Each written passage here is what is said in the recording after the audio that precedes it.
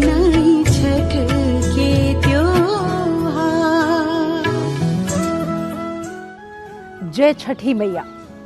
सूर्य उपासना का ये महापर्व 4 दिन तक चलने वाला पर्व छठ, जिसकी शुरुआत नहाए खाए से हुई। खरना, उसके बाद डूबते हुए सूर्य को अर्घ देना और उगते हुए सूर्य को अर्घ देने के साथ पारण और उसके बाद व्रत का 36 घंटे निर्जल व्रत का विधिवत समापन। अपनी स्पेशल रिपोर्ट में हम आपको बताएंगे छठ से जुड़ी हुई मान्यताओं के बारे में, इसके महत्व के बारे में, सारे विधि विधान के बारे में विस्तार से।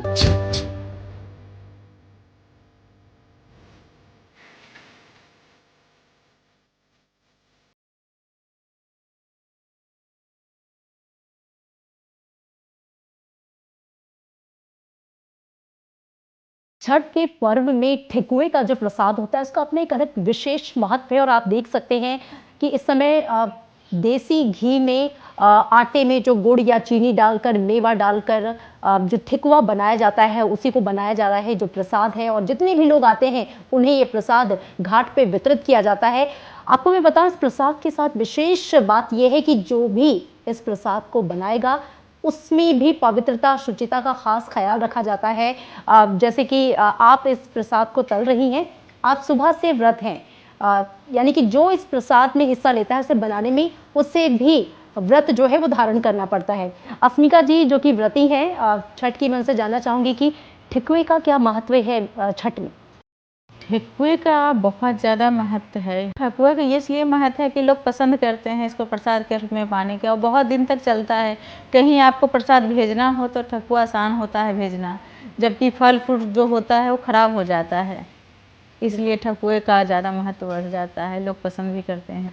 आपने मुझे बताया कि सुबह से तल रही हैं जी, और अभी जिस तरीके से मैं देख पा रही हूँ मुझे लगता है तलते तलते शाम हो जाएगी। मतलब काफ़ी मात्रा में आप लोग बनाते हैं ठेकुआ। जी, क्योंकि बहुत सारे लोग ऐसे होते हैं कि प्रसाद पाने के लिए फ़ोन करते हैं, खुद आते हैं। घाट पे भी काफी घाट पे भी रहते हैं। कई लोग रहते हैं। और मैंने तो ये भी सुना है इसलिए कि अगर घाट पे कोई आ रहा है आपसे प्रसाद मांग रहा है तो आप उसे खाली नहीं जाने दे सकते, वापस आप ऐसे उसे नहीं जाने देंगे, देना ही जब तक कि देना है। प्रसाद देना जरूरी होता है।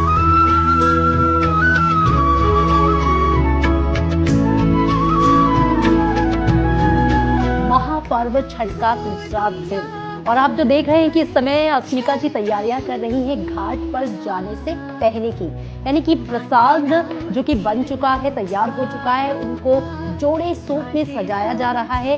विभिन्न तरह के प्रसाद हैं और सबको जोड़े में रखा जा रहा है। एक खास बात का जो ख्याल रखा जाता है वो ये कि इस पूरे पर्व में पवित्रता और शुचिता का खास ख्याल रखा जाता है। चाहे रहब दिसवा विदिसवा,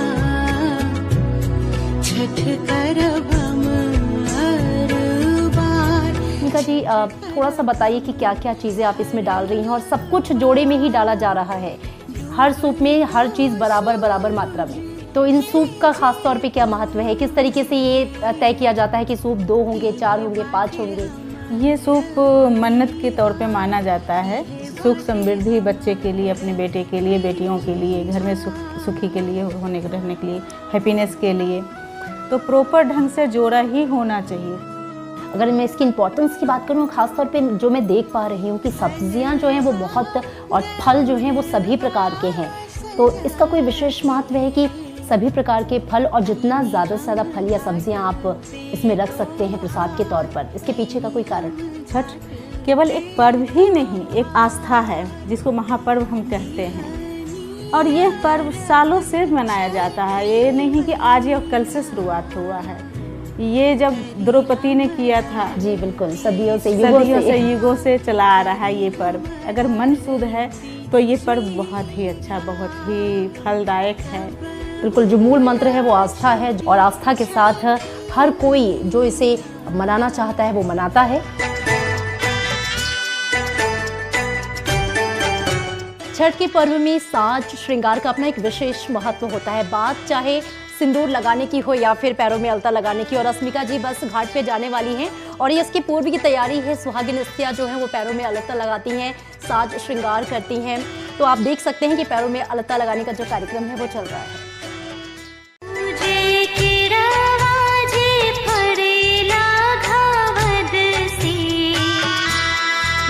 पर सुगा में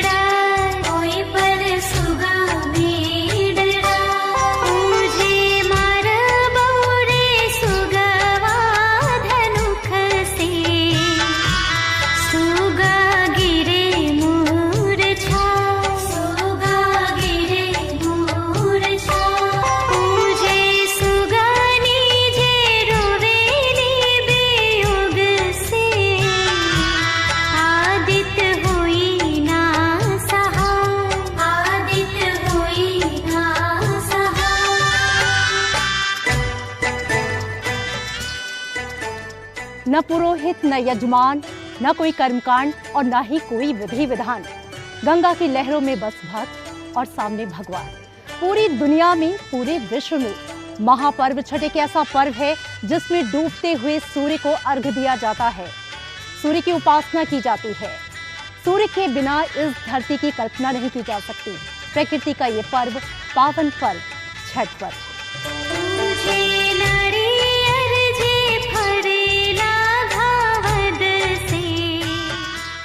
छठ का जो भी धार्मिक और आध्यात्मिक महत्व है, उसके साथ साथ एक महत्वपूर्ण एक पहलू ये भी है कि सामाजिक समरसता, मतलब हर एक वर्ग के लोग, ऊंची नीची एंड गरीब अमीर सभी तरह के लोग एक साथ इस छठ पर्व को मनाते हैं, एक ही घाट पर, नदी के किनारे या किसी भी जल के किनारे, और ये सबसे बड़ी बात है।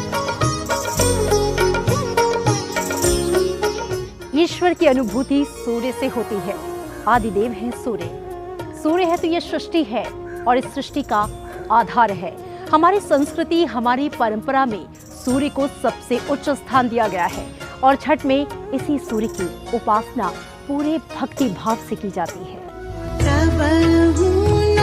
छूटी छठी मैया। छठ का पर्व जो लोग बिहारी हैं वो चाहे दुनिया में कहीं भी हो, छठ के दौरान वो यूएसए से, यूरोप से वो इंडिया आते ही और छठ करते ही हैं, और जो नहीं आ पा रहे हैं वो जहाँ हैं वहीं पे छठ करते हैं। तो एक पर्व जो एक बिहार का था वो अब पूरे विश्व में, जहाँ बिहार ये सब जगह फैल गया। हमनी से बरत तोहार, हमनी से बरत तोहार। छठ पर्व को मनाने की अलग अलग मान्यताएं हैं और इसको लेकर अलग अलग कहानियां भी हैं। छठ को सूर्य देव की षष्ठी भी कहा जाता है। सूर्य के जन्मोत्सव के तौर पर पूरी श्रद्धा, आस्था और विश्वास के साथ इस पावन पर्व को मनाया जाता है और इसीलिए जो व्रती इस व्रत को धारण करते हैं उन्हें भी पूजनीय और वंदनीय माना गया है। तहरे भरोसा हमनी के, छूटी नाही छठ के त्योहार, छूटी नाही छठ के त्योहार। जल में इस तरीके से खड़े होकर गोल गोल घूमने की जो विधि है, जो परंपरा है, दरअसल ये सूर्य की उपासना है। ऐसी मान्यता है कि जब आप इस तरीके से जल में खड़े होकर परिक्रमा करते हैं खुद की, दरअसल ये खुद की परिक्रमा नहीं, सूर्य की परिक्रमा होती है। व्रती इस तरीके से साक्षात सूर्य भगवान की परिक्रमा करते हैं। बहुत खुशी की बात है, बहुत। इतना परिवार जो आए हैं, जो हमारा सब परिवार के संस्कार में है। छठ पूजा मुझे बहुत पसंद है। ढेर सारे लोग आए हैं। मुझे ऐसे वाले वो छठ बहुत अच्छा लगता है जिसमें जितना भी लोग आ सकते हैं आएंगे। हैप्पी छठ।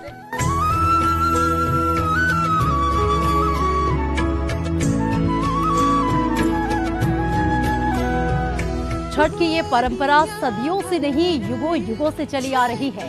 प्राचीन मान्यताओं के अनुसार सीता माता ने रावण वध के बाद पाप से मुक्ति के लिए कार्तिक मास की शुक्ल पक्ष की षष्ठी को सूर्य की उपासना की थी। एक दूसरी मान्यता के अनुसार महाभारत काल में कर्ण जल में खड़े होकर सूर्य की उपासना किया करते थे और गंगा जल से अर्घ्य दिया करते थे और तभी से अर्घ्य देने की ये परंपरा चली आ रही है। चाहे रहब दिसवा विदिसवा, छठ करब हम हर बार।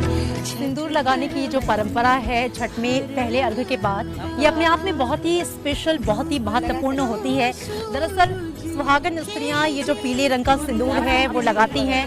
सूर्य का जो कलर है, जो रंग है, वो भी इसे पीले सिंदूर से मिलता जुलता है और इस आस्था के साथ कि पति की लंबी उम्र की कामना के साथ सुहागिन स्त्रियां इस पीले सिंदूर को अपनी मांग में भरती हैं।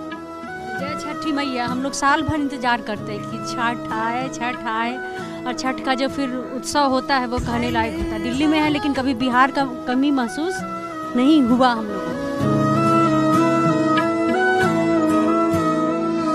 हलवा उगते हुए सूर्य को अर्घ दिया गया था, तो वो अर्घ था सूर्य की पत्नी प्रत्यूषा के लिए। चौथे दिन अर्घ के साथ समापन होगा पारण के साथ इस महापर्व छठ का। कबहू ना छूटी छठी मैया।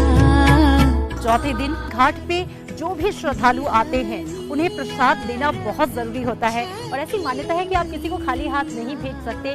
बहुत सारा प्रसाद बनाया जाता है, तमाम तरह के फल, तमाम तरह की सब्जियां, और जो सबसे महत्वपूर्ण प्रसाद होता है वो ये ठेकुआ, जो कि विशेष तौर पर छठ पर बनाया जाता है।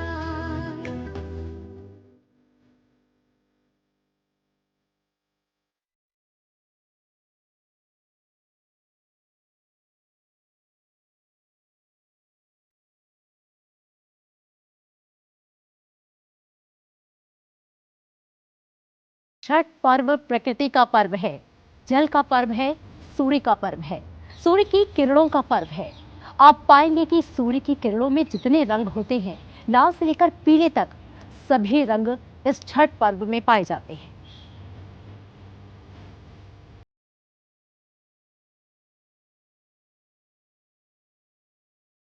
इस सूप को आप ऐसे समझ लीजिए जैसे पूजा की थाली। छठ के इस पर्व में ना कोई विधि विधान है, ना कोई पुरोहित है, ना कोई यजमान है और ना ही कोई कर्मकांड है। इस पूजा में तो सिर्फ व्रत की आस्था है और अपने सूर्य देवता से उसकी उपासना के साथ सीधा संवाद है। इस पावन पर्व की जड़ें इतनी गहरी हैं, जो देश की मिट्टी की खुशबू को लेते हुए देश के कोने कोने से निकलते हुए इस समय पूरे विश्व में छा गई हैं। और न सिर्फ देश में, बल्कि अब ये जो पर्व है, महापर्व छठ, वो ग्लोबल रूप ले चुका है।